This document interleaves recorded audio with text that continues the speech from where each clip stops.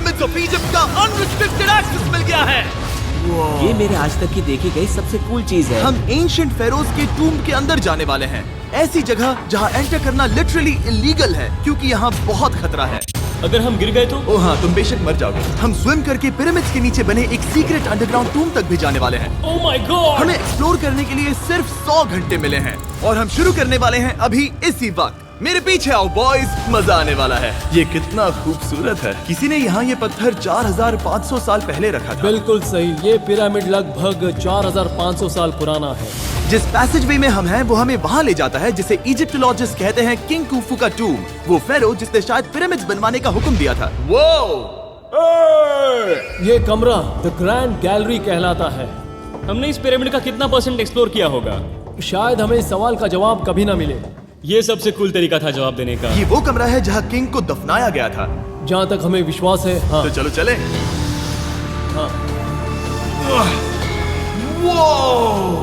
Boys ये देखो, ये क्या है?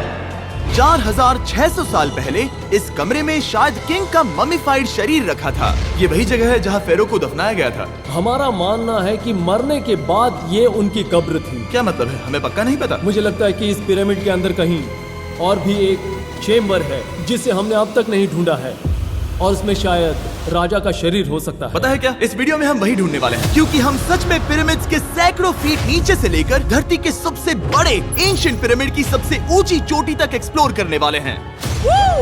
ये तो जबरदस्त था। दूसरे बड़े पिरामिड्स को एक्सप्लोर करने से पहले मैं तुम्हें बेस कैंप दिखाना चाहता हूँ। हाँ, ये बढ़िया है। हमारे पास एक डिनर टेबल है, कुछ टेंट्स हैं सोने के लिए और ओके। यहाँ तक कि हमने लाइट्स भी लगाई हैं ताकि तुम पिरामिड्स को कैंप से देख सको। ये इस दुनिया की सबसे महंगी नाइट लाइट होगी। ये है वो पिरामिड जिसे हम एक्सप्लोर करने वाले हैं। मुझे सुबह 5 बजे शुरू करना है तो सब जाके सो जाओ।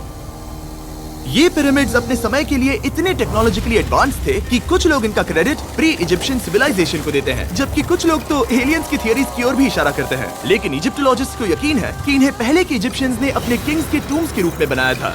और इस वीडियो के अंत तक हम पता लगा लेंगे कि इनमें से कौन सी थियरी सच है। ठीक है बॉयज, उम्मीद है तुम अगला पिरामिड एक्सप्लोर करने के लिए तैयार हो, द पिरामिड ऑफ खाफरे।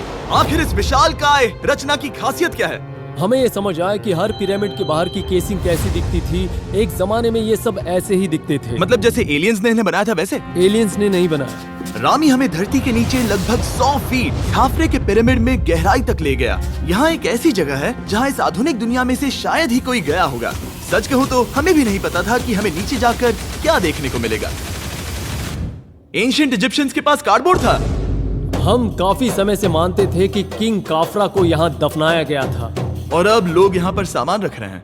वो पिरामिड को रिस्टोर कर रहे हैं। जिमी, उन्हें औजार तो चाहिए होंगे ना? यानी कि असली बरियल चैम्बर कहीं और है। हाँ, रामी हमें उस रूम में ले गया जहाँ किसी जमाने में किंग काफरा की बॉडी को दफनाया गया था। मुझे एक बड़ी सीलिंग दिख रही है। हम इस पिरामिड के बहुत अंदर है। हम पहुँच गए किंग काफरा का असली बरियल चेम्बर। मैंने इससे अच्छी चीज आज तक नहीं देखी। भाई क्या बात है! ये क्या है? रुको, उस तारीख को देखो। जिसने ये लिखा है उसी ने टूम को डिस्कवर किया था। ये उसका दावा है कि उसने इस टूम को डिस्कवर किया था। फेरो को यहीं दफनाया गया था। किंग काफरा